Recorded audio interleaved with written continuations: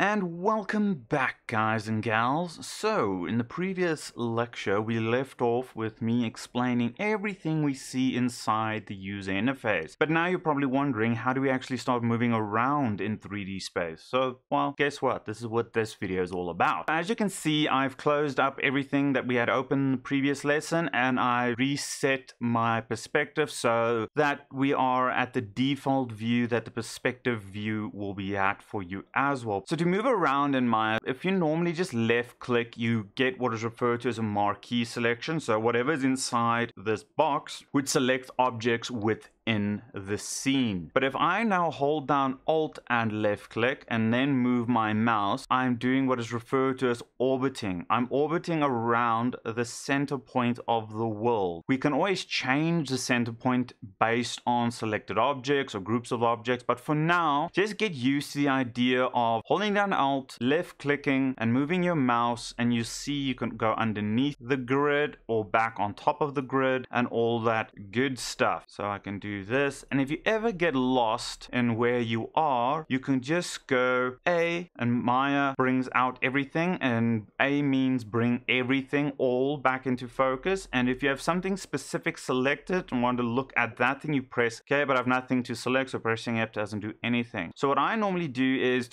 if you ever get lost in a sense, if you're underneath the grid or above the grid, if you look down at the bottom left hand of the screen, you'll see the Cartesian plane axes, so your X, Y, and Z axes. So in Maya, Y is up, X is left and right, and your Z axis is your depth, which refers to backwards and forwards. So if I turn this grid facing towards me and a little bit down, you can see X is left and right of the monitor, Y points up perpendicular to the grid, and then of course Z is back to front or front to back. Now if I look at this grid while orbiting around, this section of the grid is the positive region for the Z. So if I go in the Z axis down here, this is positive. This little dark axis coming down here is the positive for the X, and of course Y pointing above the grid is the positive. The other regions we consider as the negative, or negative Y or negative Z. So if I go back this way, I'm getting into the negative X region. If I go then back again, I'm going back into the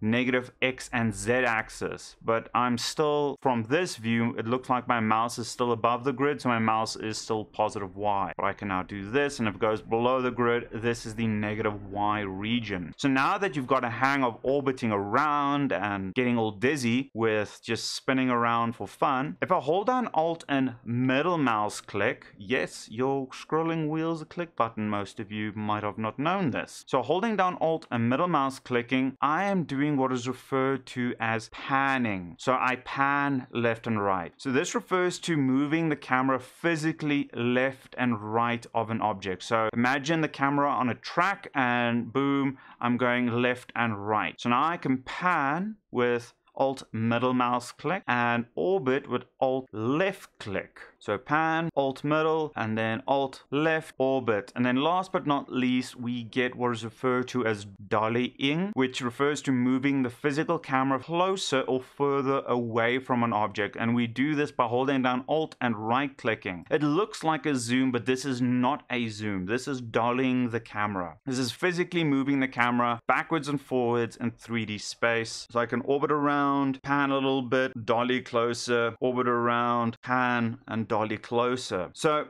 most of you would also probably by accident use your scroll wheel. So the scroll wheel looks the same as if you are dollying, but this is physically changing the camera lens so you zoom in and out. So if you start zooming out or zooming in, you can start seeing more perspective distortion based on the physical lens of this virtual camera. So again, right click and Alt is dollying and scrolling is zooming. So you can actually see the difference in the grid when I dolly versus zooming. So dolly versus zooming, and then Alt middle click to pan, Alt left click to orbit. So now I'm just fiddling around. I'm holding down Alt the entire time, but I'm just switching between the 3 mouse buttons that I have on my mouse. So left clicking, then middle clicking, then right clicking, then left clicking, then middle clicking, then right clicking. I'm just holding down Alt the whole time. So you need to now play around and get used to that. This is something you need to get used to because you're going to be orbiting around and moving around objects and moving objects in 3D space as well. With that said, if you guys can recall your orthographic views, they also have some movement associated to them. So I'm going to tap my spacebar so it goes back to my last enabled view. If you guys can recall, that was this button here. Now with the orthographic views, the only 2 movements you can do is pan and dolly. You cannot do an orbit, which is your Alt and left click. As you can see, orthographic cameras do not rotate around objects at all. So you can dolly in and out, or zoom in and out, or pan in these views. So you can look, move this one down here, move that one up there, maybe dolly out on this one, and then maybe this one gets all lost. You don't know where your axes are crossing. So if you want to get your camera the same distance away from your origin, which is the cross section right here in the center where the X, Y, and Z cross on the Cartesian plane, that is your origin point. We want to go Shift and A, and you'll see Maya resets all the views so that our origin is the same distance from every camera. Doesn't look like that from the top view, but trust me, it is. So if I just did that in one view, so if I just wanted to get my origin back into view, say in 1, I just press A. As you can see, that brings that back in focus. Here, that one's already back in focus, so I can now, let's go dolly out. So as you can see, the more I dolly out, the smaller the grid gets. Press A, boom. It dollies the camera back so that the origin in my front view is back to its default distance. So to repeat, if I ever get lost, so this guy's off to the side, that guy's somewhere, this guy is zoomed out into insane distances, and this guy's here. Shift A will bring them all back into the center of that viewport and the same distance away, except for now your perspective, which you just need to finagle back into the way you want to view. Okay, so this is the part where you need to now play around with your viewports. In the next lesson, we're going to go about customizing our user interface to suit our benefit and also based on what we are doing in Maya. So catch you in the next